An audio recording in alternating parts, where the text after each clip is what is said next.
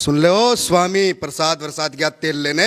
सुन ध्यान से, किसी के बाप में दम नहीं है जो रामचरितमानस में संशोधन कर दे। रामचरितमानस हमारा ग्रंथ ही नहीं, हमारी भावनाएं। अरे हमने तो अपने ग्रंथों पर फिल्में दिखाई हैं, हमने अपने ग्रंथों पर कार्यक्रम टीवी रामायण महाभारत दिखाया है। तो हम कहते हैं कि पढ़ाओ हमारे बच्चों को हमारे धार्मिक ग्रंथ। और तुम्हारे बाप में अगर औकात हो तो एक बार कुरान का भी एपिसोड चलवा देना। और हिंदुओं, आज तुम लोगों से एक साफ संदेश कह रहा हूं कि जब मनुस्मृति को जलाया गया था, तुम्हारी ही नपुंसकता थी, तुम ही नपुंसक थे जो उस समय अपनी ज्वाला ना दिखा सके। अगर ज्वाला दिखा दी होती मनुस्मृति के समय तो इनके बाप दादाओं में औकात ना होती कि रामचरितमानस को छू भी लेते। आज याद रखना, अगर आज तुम लोग ना खड़े हुए तो याद रखना तुम्हारे घर की बेटियों को भी जलाएंगे, तुम्हारे घर की बेटियों की मौतों पे भी राजनीति करेंगे। ये वो गिद्ध हैं जो गिद्धों के विलुप्त होने के बाद ये नए टोपी लगा के जो गिद्ध पैदा हो गए, ये वो गिद्ध हैं। अखिलेश यादव कहते हैं ना बड़े बूढ़े कि नाक की सूद में चले जाना, तेरी तो नाक ही टेढ़ी है, तेरे को भेजेंगे सीधा, तू जाएगा टेढ़ा। साइकिल गई अब कबाड़ में। अमित राठौर जी, ओ न्यूज़ हिंदी के चैनल पर बहुत बहुत स्वागत। जय श्री राम। ये बताइएगा कि आज जो है वो तमाम संगठन जो हैं वो एकजुट आए हैं और एक संकल्प ले रहे हैं। क्या रामचरितमानस का अपमान जिस तरह से पहले बिहार में हुआ और फिर बाद में उत्तर प्रदेश में और तरह तरह से अब तो प्रतियां भी जलाई जा रही हैं, हिंदू राष्ट्र नवनिर्माण सेना का क्या स्टैंड हो? कि जब रावण को घमंड था ना, प्रभु श्री राम के दूत को यानी प्रभु हमारे हनुमान जी को गलती करी थी पूंछ में आग लगा के। और तुमने भी ना, सुन ले ओ स्वामी प्रसाद वरसाद गया तेल लेने। सुन ध्यान से, तुम लोगों ने रावण की तरह गलती करी है रामचरितमानस को जला के। आज तुमने समाजवादी पार्टी से लेके अपने बाप दादाओं तक के नाम से लेके पूरे अस्तित्व को चिता में आग लगाने का काम कर दिया है। और ये आग तेरे पूरे खानदान पूरे परिवार को भुगतनी पड़ेगी। पूरी समाजवाद की पार्टी जो समाजवाद के नाम पर केवल समाज को विवाद में लाने वाली पार्टी का काम कर रहे हैं, ये भुगतना पड़ेगा। अखिलेश यादव कहते हैं ना बड़े बूढ़े कि नाक की सूद में चले जाना, तेरी तो नाक ही टेढ़ी है, तेरे को भेजेंगे सीधा, तू जाएगा टेढ़ा। और अपने पूरे समाजवाद की राजनीति की चिता को जलते हुए अपनी आंखों से देखेगा। ये संकल्प हर हिंदू राष्ट्र के हर सैनिक ने उठा लिया है। आज तो तुमने ये गलती की है, लेकिन याद रखना उत्तर प्रदेश में अस्तित्व अगर तुम्हारा किसी ने उठाया था और बिगाड़ने का काम किया था, वो हम सनातनी थे। तुम्हारे पिता जब मायावती को गेस्ट हाउस के अंदर कांड करवाने के लिए भेजते हैं ना, तो इस देश में एक स्वर्गीय ब्रह्मदत्त द्विवेदी जी जैसे पंडित ने मायावती की इज्जत की सुरक्षा की थी। तो याद रखना, हम भी क्षत्रिय कुल के क्षत्रिय हैं और हर हिंदू के साथ तुमको जवाब देंगे। रामचरितमानस हमारे हृदय में वास करने वाले मर्यादा पुरुषोत्तम श्री रामचंद्र की वाणी ही नहीं, उनके आदर्शों पे चलना सिखाने वाला ग्रंथ है। और तुम जैसे दो कौड़ी के नेता जो अपने बाप की विरासत को नहीं बचा पाए, जो अपने बाप अपने समान चाचा का ना हो सका, जो अपनी पार्टी में भेदभाव फूट डाल के राजनीति अपनी पार्टी में करता रहा, लेकिन आज तुम लोगों ने अब बहुत बड़ी गलती कर दी कि समाज के सनातनियों को तोड़ने के लिए तुमने रामचरितमानस को जलाने का कृत कर दिया।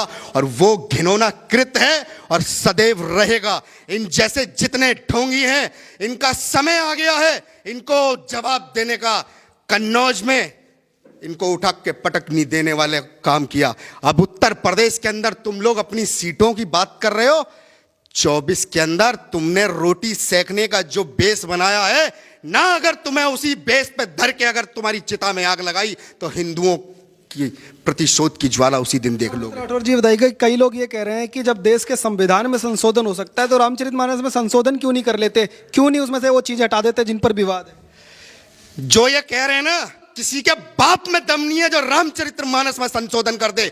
संविधान में संशोधन इसलिए किया गया क्योंकि उसमें त्रुटियां थी। संविधान उस समय की जरूरत 1947 की जरूरत के अनुसार लिखा गया और समय के अनुसार बदलता रहा। लेकिन रामचरितमानस हमारा ग्रंथ ही नहीं, हमारी भावनाएं हैं, जिसमें बदलाव करने वाला कोई माई का लाल पैदा नहीं हुआ। और हिंदुओं, आज तुम लोगों से एक साफ संदेश कह रहा हूं कि जब मनुस्मृति को जलाया गया था तुम्हारी ही नपुंसकता थी, तुम ही नपुंसक थे जो उस समय अपनी ज्वाला ना दिखा सके। अगर ज्वाला दिखा दी होती मनुस्मृति के समय तो इनके बाप दादाओं में औकात ना होती कि रामचरित्र मानस को छू भी लेते।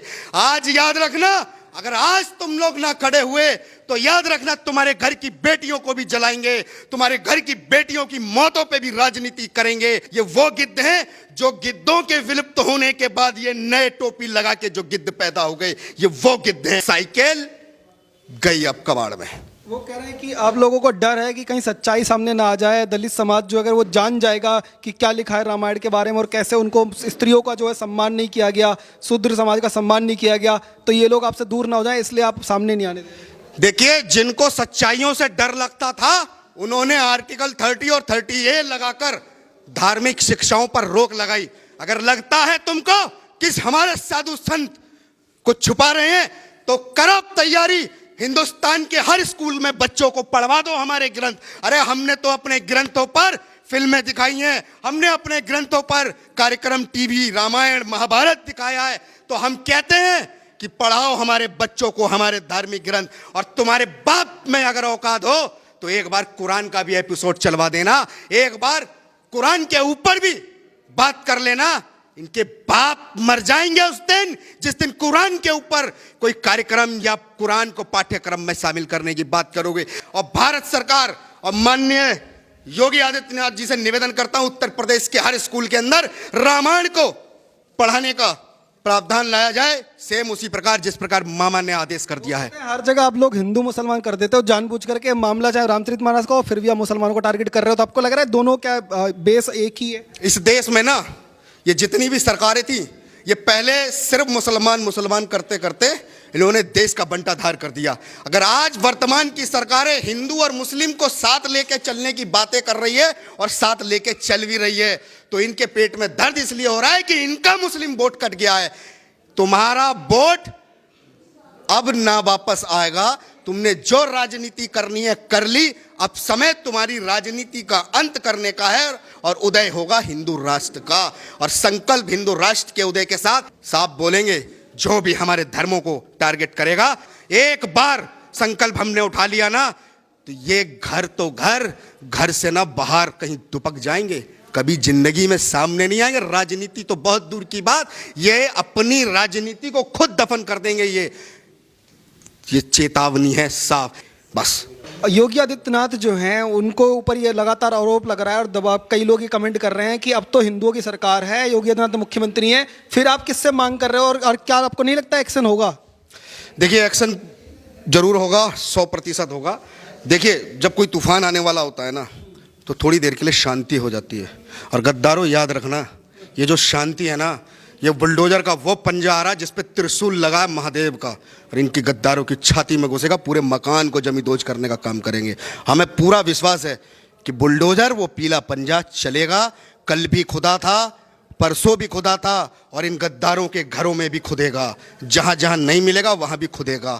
तो लग रहा है मतलब योगी आदित्यनाथ शांत नहीं बैठे हैं, प्लानिंग चल रही है। देखिए, मैंने क्या कहा, प्रलय आने से पहले की कुछ समय की ये शांति है और उसके बाद गद्दारों को जवाब देने की तैयारी उत्तर प्रदेश की सरकार और उत्तर प्रदेश की सरकार की एजेंसियों की जिम्मेदारी है। वो बखूबी जानती हैं कैसे करना है, क्योंकि शहरों के अंदर ना गाड़ियां पलट जाती हैं, आप जानते हैं, कोई बड़ी बात नहीं है।